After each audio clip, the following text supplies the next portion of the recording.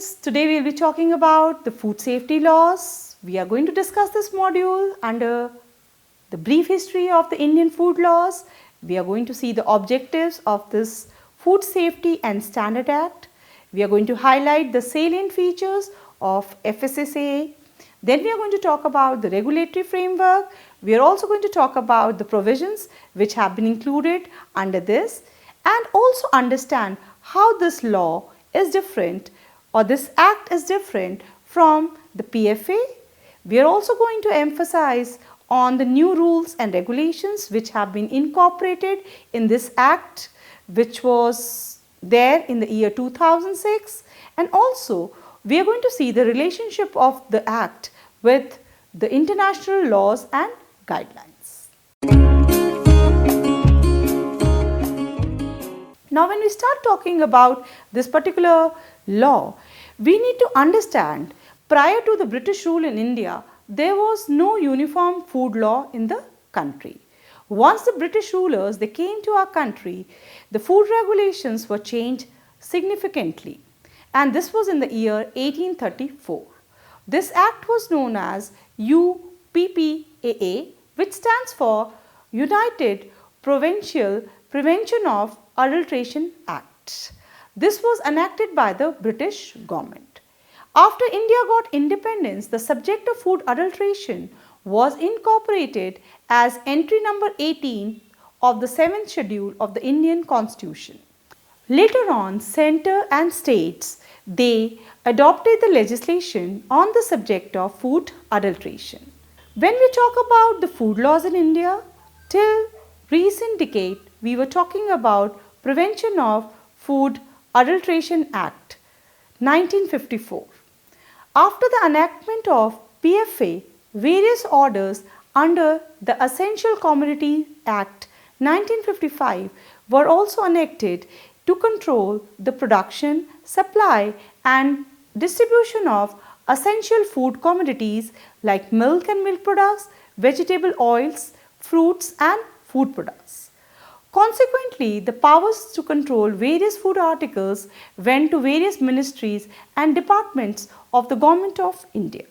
But keeping in view the international developments and how the dynamics of the world trade were changing in the food sector, the Department of Health started the process of making suitable amendments in the PFA Act.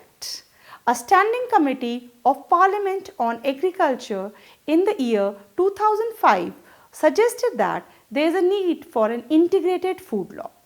And on the basis of the report, the Food Safety and Standard Bill in 2005 was presented before the Parliament by the Ministry of Food Processing Industries. The Food Safety and the Standard Acts 2006, which is also said in short FSSA, was passed by both the Houses of Parliament, and then the consent of the President was taken in the year 2006.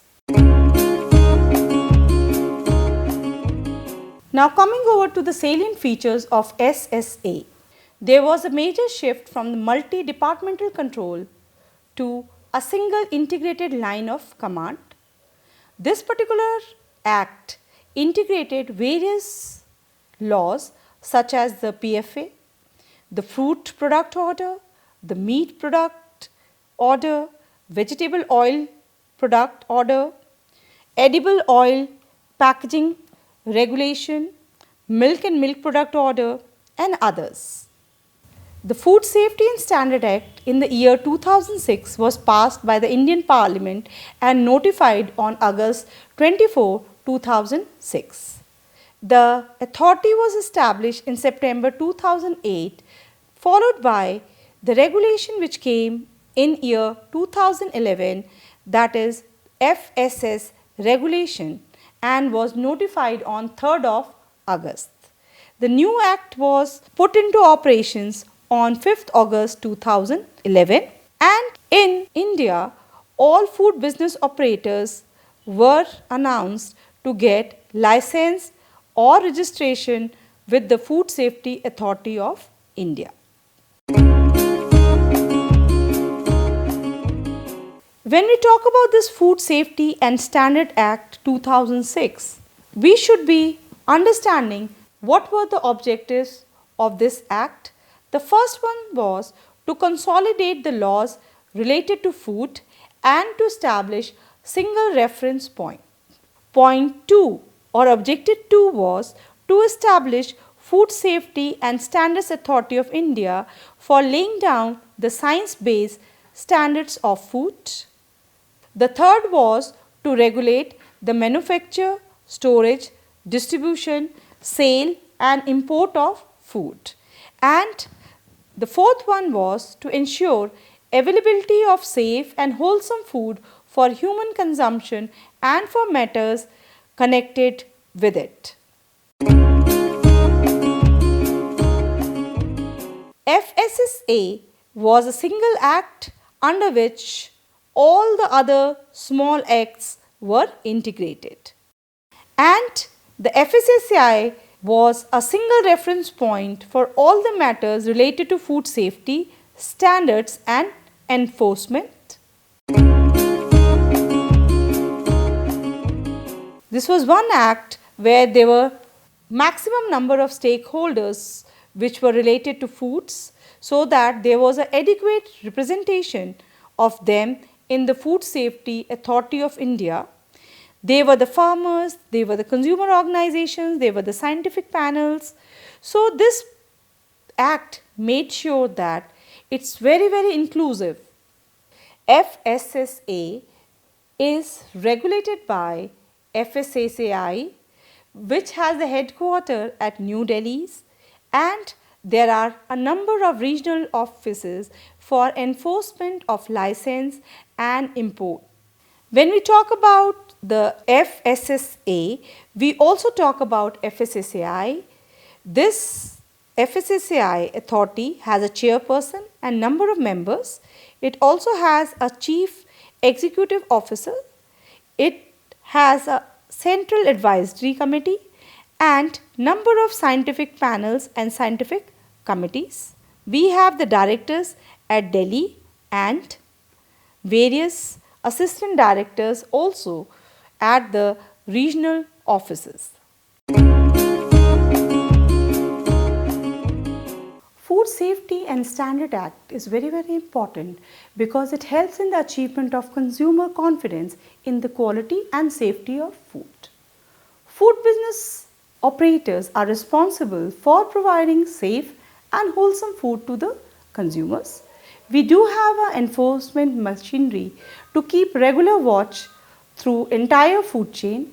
Otherwise, a legal action is taken against defaulters, and we also have a process which is very prompt and time bound. This is one act which is investor friendly.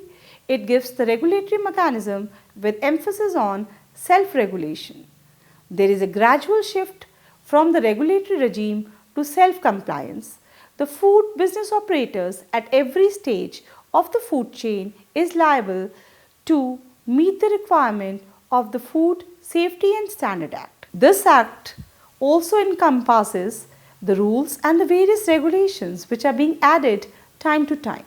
This act also takes care of maintenance of hygienic conditions in the entire food chain and also assessment and management of risk factors to human health.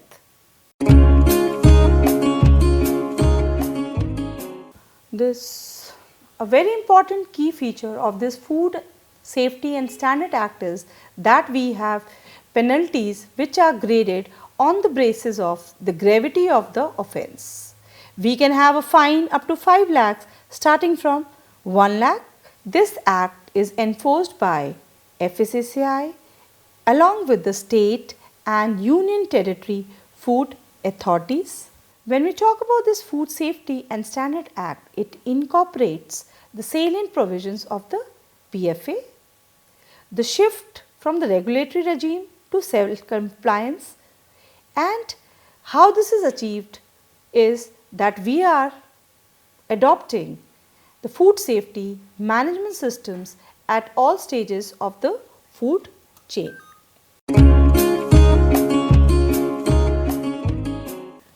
When we talk about these food safety management systems, they not only talk about the quality aspect, they also talk about the safety aspect.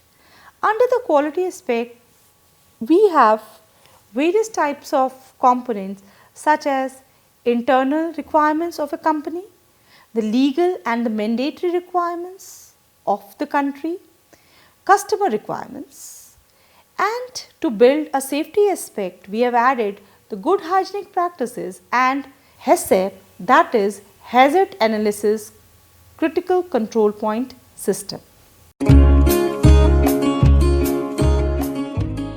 When we talk about the specific provisions under the Food Safety and Standard Act, we have compensation to the consumers, we also have reward to the informer, we have also very important part of food safety, that is the recall mechanism, and also we are overriding the effect of FSSA over all the other food related laws till date.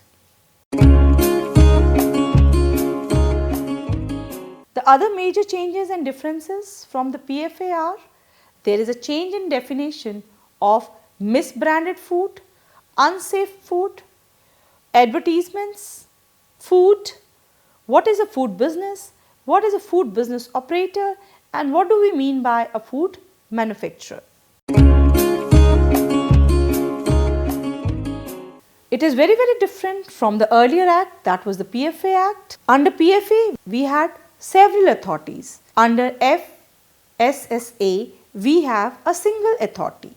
There we were talking about adulteration of food. Now the focus is on the safety of food. The earlier act was opinion based. The new one is more science based. The PFA was only based on inspection, whereas the Food Safety and Standard Act 2006 is based on surveillance and monitoring. When we talk about Food Safety and Standard Act 2006, various regulations have been incorporated such as Food Safety and Standards, that is Packaging and Labeling Regulation 2011. Packaging regulation provides the minimum standards to which packaging of food articles must adhere in order to maintain cleanliness and hygiene and be fit for human consumption. We have separate regulations for food import, that is the Food Import Regulation 2016. Then we have a regulation again in 2016 which is for food product standards and food additives. Then we have a very important regulation which has been added in the year 2016, that is about health supplements, nutraceuticals, food for special dietary use, food for special medical purposes, functional foods and novel foods. When we talk about the Food Safety and Standard Act, which is at the national level and which takes care of our country, there is also a role of international standards. We are either following the rules which are given by the Indian Pharmacopoeia, or we are taking the rules which are laid down by the ICMR. But when we talk about the international standards, they are prescribed by the Codex Alimentarius, and we also talk about other international standards which are the sanitary and the phytosanitary measures given by the World Trade Organization. Now, what is Codex Alimentarius? Very popular, very well known organization across the globe. This was developed by FAO, that is the Food and Agriculture Organization, and WHO in the year 1961-62. This deals with standardizing food norms and creating guidelines internationally. The purpose is to protect the health of consumers, ensure fair practices in the food trade, promote coordination of all food standard work which is undertaken by international governments and non-government organizations. We also see this contribution of this as Part 5 of Schedule 4 of the Food Safety and Standards Regulation 2011, which is part of the Food Safety and Standard Act 2006. The other international guideline which is very important to India as a country is the WTO sanitary and phytosanitary measures. These deal with the animal and plant standards. These talk about sanitary, that is for human and animal health, and phytosanitary for plant health. These measures, they apply to domestically produced food or local animals and plant diseases, as well as to the products which are coming from other countries. The measures can take many forms, such as requiring products to come from a disease-free area, inspection of products. We can also give specific treatment or processing to the products. We have to see the settings. We have to give a allowable maximum level of pesticide residues. We have to also talk about permitted use of only certain additive in the food. This module is very important because this act has integrated the laws relating to food in our country. The Food Safety and Standard Authority has been made a single point for all matters related to food safety, standards and enforcement. FSSAI has been constituted under this particular act, and this has resulted in a shift from multi-departmental control to a single integrated line of command. The Food Safety Standard Rules and Regulation 2011 and Food Import Regulation 2016 have been added to carry out the provision of this act more effectively, and FSSA, that is a Food Safety Act, is also in sync with international regulations and guidelines. Well, laws and acts are always a dynamic process, so several other new regulations are under process at FSSAI. Thank you so much.